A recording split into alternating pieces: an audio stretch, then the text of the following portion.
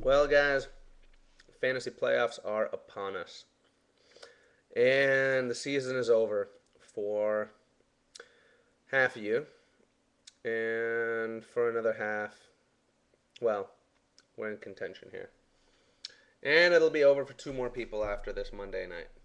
Well, it's been interesting. Actually, I had a really good time with the whole thing.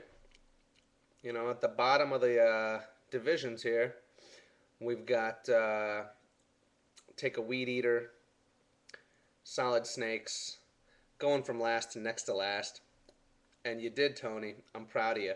I'm proud that you ended up winning your last game of the season, where you've been in the cellar the whole fucking year, pretty much.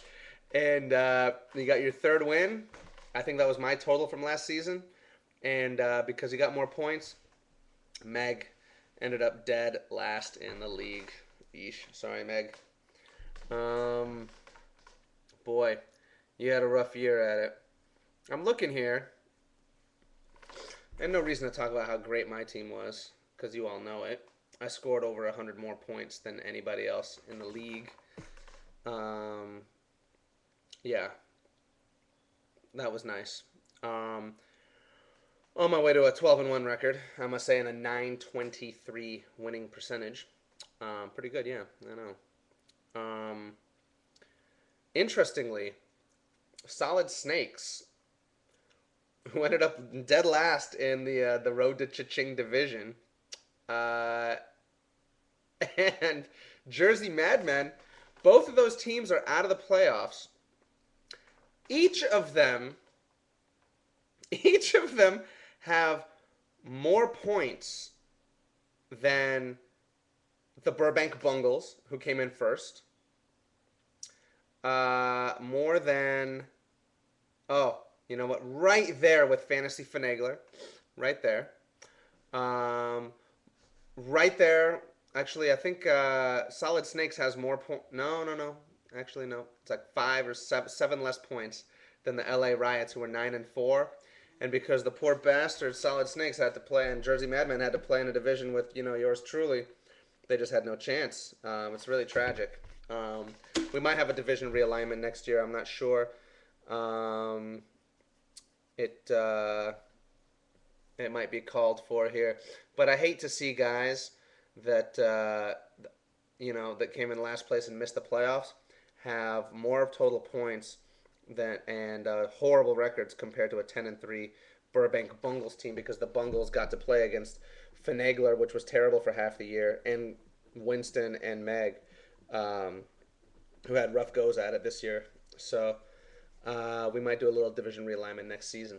Um, anyway, I'm proud of my little brother coming in at 8-5. He had a pretty bad run of luck. Ryan Grant goes down. Ryan Matthews didn't do anything. And Randy Moss, well, we all know what the fuck Randy Moss has done. Despite all of that, oh, and Matt Schaub was like a huge, his keeper was a huge disappointment. But he's been able to piece things together. Kyle Orton, Fred Jackson, Brandon Jackson. Whoa. Is he really? Oh my God. I'm looking at his team right now. It looks like he's going to start Brandon Jackson and James Starks. That's crazy. That doesn't make any sense. I, I don't know. I was about to vouch for my brother big time, but you got Roy Williams down there. You got Ryan Matthews. You got Marshawn Lynch. You don't need to start both Brandon Jackson and James Starks, two running backs from the same team that has a lousy running game. That's ridiculous, Liad. I hope you fix that. Anyway, before I saw that, basically I saw that the kids put together a pretty respectable squad and been able to piece together a pretty decent 8-5 record there. Um, you know, he had a division with Porter and Campbell, who both ended up 4-9. So that was nice for him. They ended up 4-2 in the division. But anyway, that was a little tragic for those guys. But I'm proud of them. And I'm proud of Seagrave for putting together a good team. He had a great draft. Arian Foster's been a fucking monster. High Steppin' Freak at 7-6 is sneaking into the playoffs here at 7-6, man. I'm really surprised that teams with that kind of record are making it in.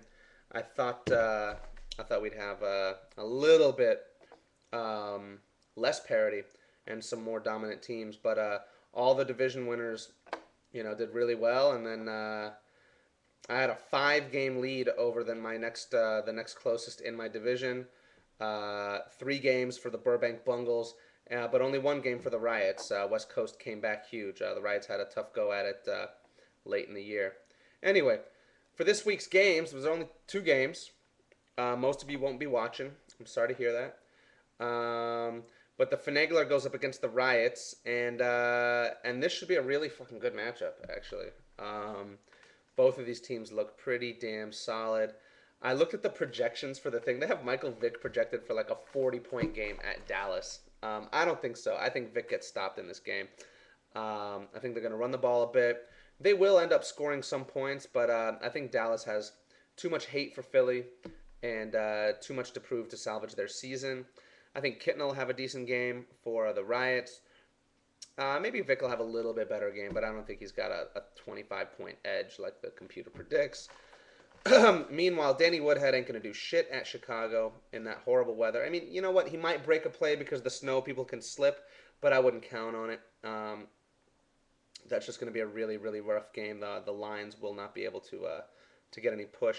Although I suppose if anybody's going to do anything for New England, it's going to be Woodhead because he's all quick and nimble and shit. LaShawn McCoy, like I said, he'll get some, but I don't expect like a 60-point combined effort from Vick and McCoy. Andre playing against Baltimore, not a great matchup. Brandon Lloyd looks good at Arizona, and Crabtree looks good against Seattle. So they could do some work, and I like Ben Watson against Buffalo. You've done some nice work there, Nate. You put together a pretty solid team, I gotta say. Trading away 4 set for Crabtree, who had 5 touchdown games in a row or something like that at one point. Was a nice trade. So you've done well, Nate. And the Riots, once Romo went down, you had a little bit of a rough luck, it looked like. But Turner against Carolina looks great. Foster against Baltimore does not look good. But let's say Foster and Johnson negate each other. Floyd against KC looks good. Deshaun will negate a lot of Michael Vick. Wes Welker might actually get more burn than Danny Woodhead. And Chris Cooley against Tampa Bay is a great matchup for him. I think I'm going to give the edge to the Riots in this game just because he's got a bit of hedging against what Finagler's doing. And I'd rather have Foster than Johnson. And I'd rather have... I don't know if I'd rather have, but what's his face? Jackson is going to negate a lot of Vic. So let's give this one to the Riots here, ending Nate's season. And honestly, I'd rather play Brian than Nate right now because Nate's ceiling is as high as any team in the league. And then the High Stepper versus my little brother, West Coast. Of course, I'm rooting for little bro. Although High Stepper had a solid draft and been playing good football all year, done some good waiver wire pickups there. You got some of my garbage in Chris Ivory, and now he's got a great matchup against St. Louis. Peterson is not going to do shit against the Giants, though. Tom Brady got to get benched. Oh, you don't even have any of the QBs on your roster. Tom Brady's not going to have a good game. Sidney Rice is not going to have a good game. T.O. at Pittsburgh. I know he blew them up last time they played, but I think it's a different team now. You got a couple of favorable matchups, Mike, but you're looking bad. And if my bro can get his roster set, because it just looks ridiculous right now, he should be able to beat you.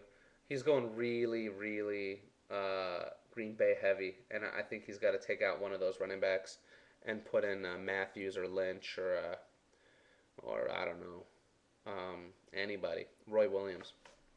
Seriously, ridiculous. So anyway, I wish everybody luck. All right, guys, have a great weekend, and happy holiday season to y'all. Hope you're enjoying all the parties and whatever you're going to. And I'll talk to you later. And hey, anybody at Modern going to invite me to the Modern Video Film employee party? Am I still eligible to go to that thing since I run the league that we're all in? I haven't heard anything from anybody, so just waiting. Just waiting. All right, guys. Peace.